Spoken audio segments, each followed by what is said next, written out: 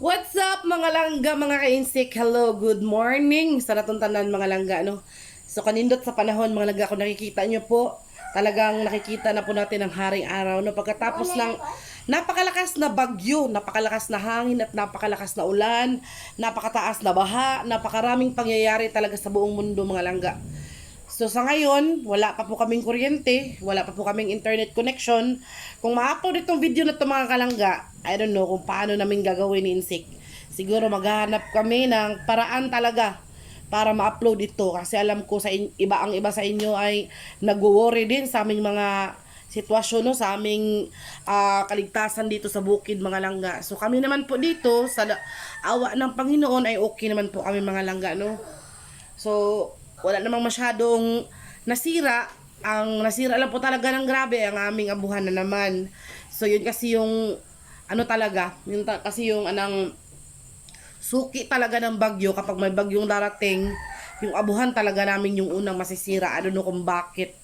Sa ngayon, ay nandito lang po muna kami nagluluto dito sa aming loob. Yung hindi pa natapos na kusina, dito po kami nagluluto mga langga dito sa hindi pa namin natapos na kusina, no.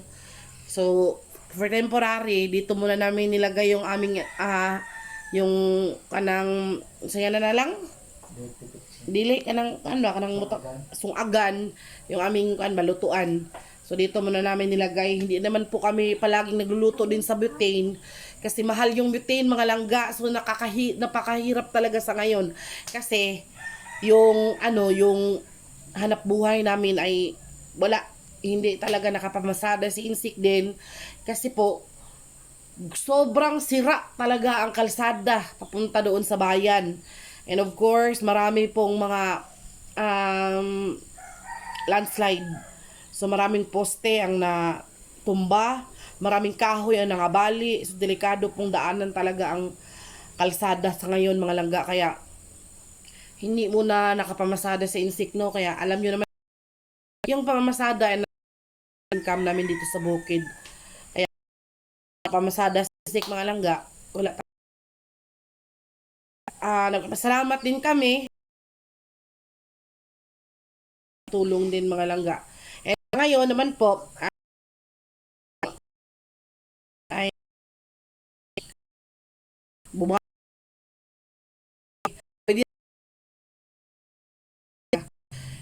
kahapon po ay tabo dito pero walang din ang kagandahan po dito sa bukid mga langga ay katulad doon sa syudad. Kung nakikita nyo po sa balita, yung sa syudad po like Konsolasyon, Liluan, ay talaga namang nilamo ng doon ay nasa bubong na. Yung iba nga daw doon ay talagang naubos yung kanilang pangkabuhayan, no. So naubos din ang kanilang yung kanila bitong kanang mga ari-ari. Meron tayong isang balita. Hello niya somewhere in Cebu yung buong TV na sira. Para bitong mga yung pinaghirapan natin, no, pero okay lang yun mga gay. Masakit sa puso, masakit sa damdamin ng mga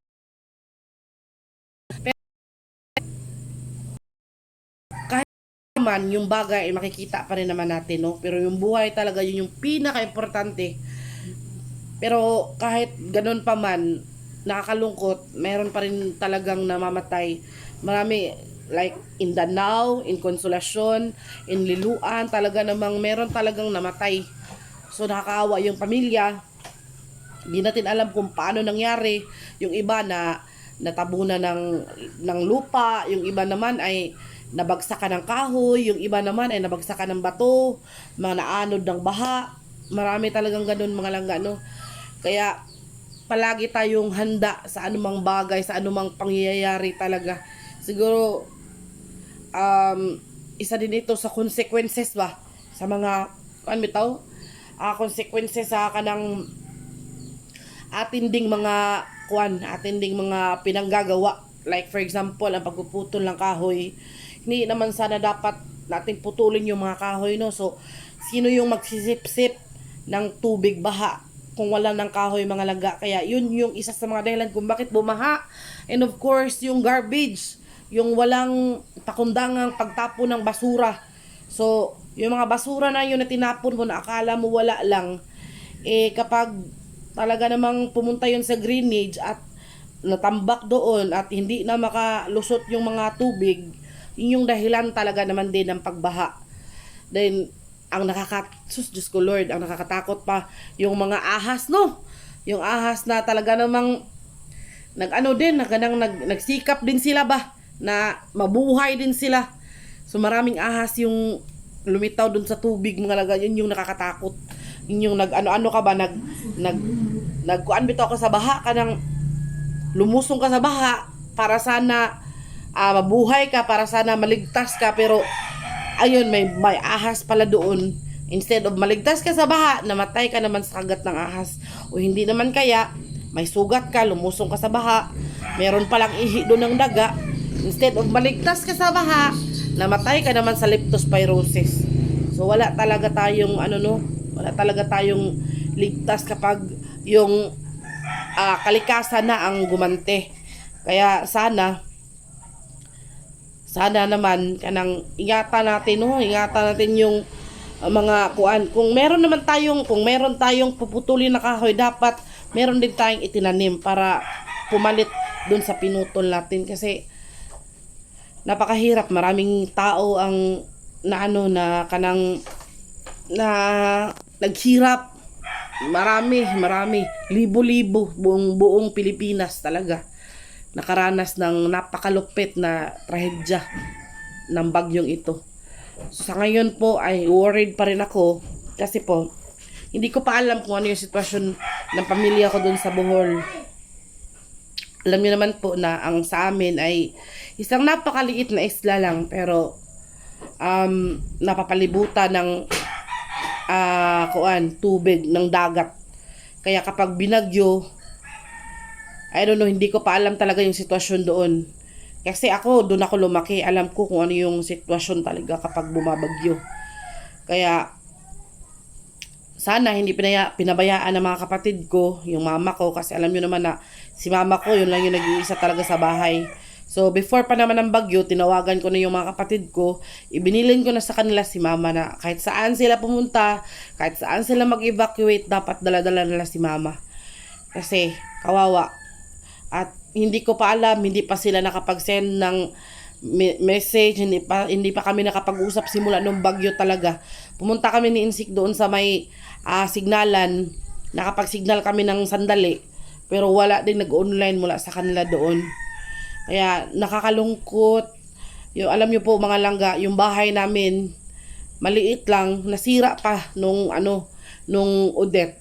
So yung bahay ko na yun mga langga, ang bahay namin na yun, talagang ito, kwento ko lang to, hindi ako nagpapawa. Like, ito po ay talaga namang totoong kwento po talaga ito mga langga. Kasi yung bahay na yun mga langga, yung bahay kasi namin, nung mamatay yung papa ko ay sira-sira na. Kaya nung nagtrabaho ako mga langga, bilang security guard, nag-loan ako sa SSS, nag-loan ako sa sa Pag-ibig.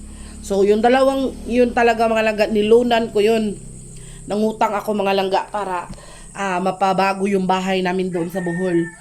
Kaya sa tulong din ni Insik mga langga, kasi kami na kasi noon ni Insik, ay napabago ko kasi may may elevated kasi yung bahay namin noon, may taas ba. So, since yung mama ko ay hindi na masyadong makakita at masakit na yung tuhod, tinanggal ko yung taas at pinababa ko na yung yung taas, pinababa ko na yung floor ba. Kaya yung higaan nila ni mama doon ay papag lang. So, papag lang yung higaan nila ni mama doon mga langga. Pero okay na yun kasi hindi na siya kailangang umakyat pa ng baitang ng hagdan para umabot doon sa taas. Kasi yun talaga yung problema ko, kasi ilang beses lang si mama ko ay nahulog sa hagdan. Kaya yun, nagmuta-muta na tayo eh. Kaya yun mga langga, tinanggal ko yung taas. Kaya nagpapasalamat ako sa Diyos kasi talaga namang napabago ko talaga yung bahay namin. Hindi naman siya ganoon kalakihan. Maliit lang siya. Gawa sa kawayan tsaka sa kahoy. So, nagpasalamat talaga ako na natapos before dumating yung audit. Pagdating ng audit, mga langga, kasi yung pag-audit, dito na kami, nandito na kami sa bukid eh. So, before ako umalis sa trabaho ko, ay inayos ko pa talaga yung bahay kasi para komportable si mama ko na tumira doon. Kasi para ako din na nandito sa bukid, kasi napag-desisyon na kasi namin, nandito na kami titira sa bukid. Kaya, at least, no, kahit nandito kami ay komportable din ako na iniisip ko na komportable din si mama ko doon. Kaya yun, nung pagkalipat na namin dito, doon nag-strike naman si Odette. So pagkatapos ng Odette, nalaman ko na yung bahay pala na pinagawa ko ay napugot yung ulo. I mean, yung ulo talaga, yung bubong, nawala talaga siya. Nilipad ng hangin, hindi ko alam kung nasaan. Yung mga yero ay umabot na sa kahit saan. So wala nang bubong, mga langga. So pagkatapos din ng Odette ay wala akong matulong kasi kami din dito ay nahirapan din sa bukid. Kasi wala naman tayong ibang wala akong ibang matulong, mga langga. Kaya nung mabuti na lang may nagbigay ng mga 2 yero. Si Ate Ligid, shout out to Ate Ligid, si Ate Jeneline, yung taga doon sa amin na nag-asawa ng Amerikano, nakapag-asawa ng Amerikano. Then meron ding nagbigay na sa gobyerno ng mga trapal. Kaya for temporary, yung trapal na yun, mga langga, yun muna yung ginawa nila ni mama na bubong. Yung bubong. Kasi nga, yung buong bubong talaga ay natanggal. Kaya yun So paunti-unti, fast forward tayo paunti-unti, na bilhan ko ng 2 yero kasi alam niyo naman na mahal yung yero, mga lagat, 500 kasi yung sukat doon ay 10. 10 ba yun, Insik? O yung sukat doon ay 10. Tag 500 yung yung taraway mong anak, Insik. Tag 500 yung isang piraso ng yero. Nakabili ako ng 2. Tapos nakabili ng 2. Kailangan pala ng 12 na yero. Kasi medyo malaki-laki kasi yung ni mama. Dala kusina. Tapos natapos ko yun dito sa Kadakan. Yung doon sa kusina ay hindi ko natapos talaga yung yung paglagay ng yero. Kasi alam nyo naman, nag-struggle din tayo. Meron din tayong saring problema. Tapos ako pa yung, alam nyo naman po na ako yung nag-support kay mama. Kaya yung nilagay mo na naman for temporary doon ay yung trapal. Kaya nag-worry talaga ako kung ano na yung sitwasyon ng mama ko doon. Kasi wala pa kaming wala pa kaming communication. Hindi ko pa alam kung ano yung sitwasyon nila doon. So, sana hindi nasira yung bahay. Kasi paano na lang, alam nyo naman yung mga matatanda. Gusto ko talaga sana si mama ay dito na tumira sa amin, dito sa Cebu, dito sa Katmon. Pero alam nyo naman po yung mga matatanda kung saan sila komportable, doon talaga sila. Kaya hindi naman natin sila mapipilit kasi kapag pinilit sila na dito manirahan talaga, nalulungkot din naman. Lagi naman si mama ko na maghinuktok ba. Kaya hindi talaga natin sila mapipilit, mga langga. Kaya gusto talaga niyang umuwi sa bahay namin doon sa Bohol. Gusto niya, nandun naman yung mga kapatid ko, tumitingin-tingin sa kanya. Kaya yun, inayaan ko na lang. Paano na lang pag nasira na yung bahay, sus, Ginoo ko. Wag naman sana, Lord. So wala pa akong matanungan kasi wala pang nag-online doon sa amin. Siguro wala ding kuryente doon, wala ding internet connection kasi walang signal dito sa SIM card dito sa amin, mga langga. Kaya hindi ko pa rin matawagan, Kaya nag-worried ako, mga langga. Sobrang worry. So hindi lang naman tayo, lahat ng mga tao sa Pilipinas nag-worry din sa kanilang pamilya. So sa ngayon, nagpasalamat tayo na naibungang saban na lang, Kita ka? Na ayun, mainit na yung panahon, mga langga. Simula kahapon. So hanggang ngayon. So sana bumalik na yung kuryente. Pero panigurado ako, hindi pa talaga yun basta-basta babalik kasi marami pang mga dapat pang ayusin.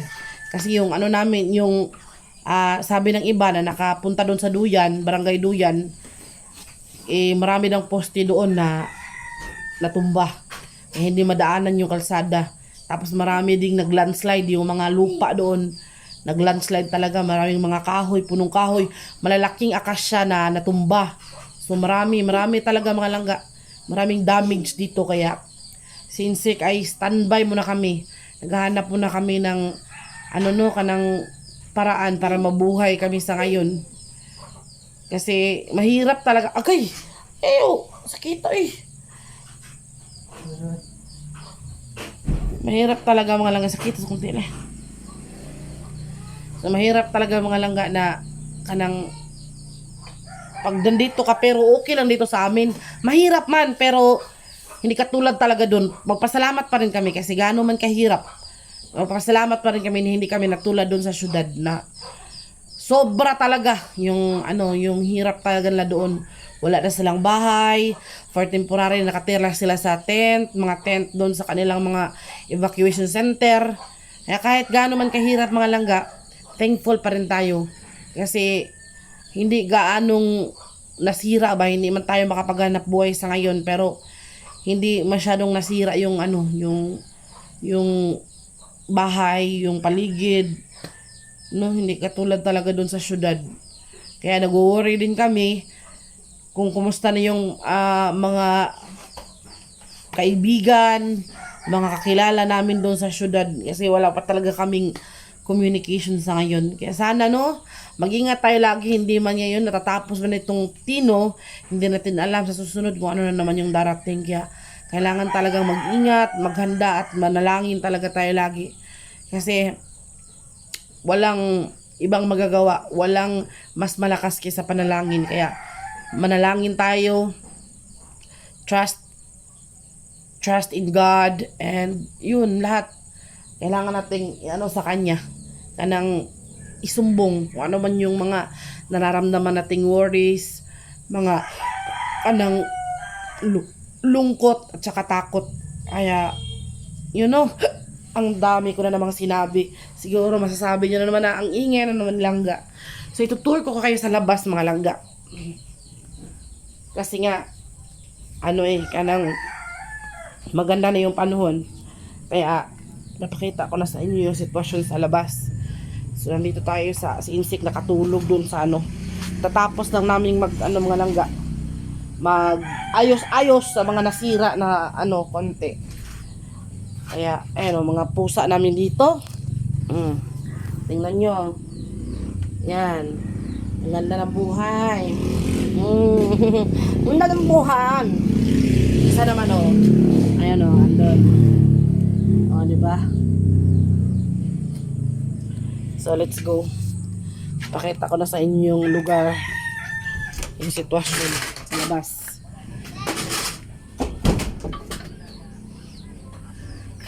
Uy. Ha? Ano man? Ganahan siguro siya dire. Sino na mga langga ganda na ng paligid. Mainit na yung panahon mga langga. Natumba lang yung aming mga papaya iba. Pero okay na. Maraming mga kahoy na putol, mga nasira na mga bahay-bahay, mga kubo, pero okay lang yun mga langga, importante buhay tayo. 'Di ba? So ang ganda na talaga ng panahon. Ay, mainit na. Yung atin namang doktor. Yung amin namang sapa ay ayun, bumaba na talaga yung tubig ng langga. So thank you God, kasi talaga namang hindi nyo kami pinabayaan. And maraming salamat din sa panonood ng video ko na to. Pasensya na kayo at napakatabil na naman ang aking dila at naman ako, nagchika-chika na naman tayo ng napakabongga. Kaya thank you so much ulit sa panonood ng video ko. Maraming salamat po sa inyo. Shout out po sa inyo mga langga. Ngayong papalapit ang Pasko, marami talaga mga pagsubok. Ay, natrap po pa! Kaya thank you ulit. Shout out to po sa inyong lahat. Maraming salamat po ulit sa panunood. Shout out to Auntie Josie. Ngayon po, like what I've said, ngayon po mapalapit na ang Pasko. Kahit po gaano man natin nafe-feel yung yung mga pagsubok sa ating buhay. Pray lang tayo at manalig na darating ng Pasko ay magiging masaya pa rin tayong lahat mga langga. So thank you so much for watching and I love you all mga langga. Bye-bye!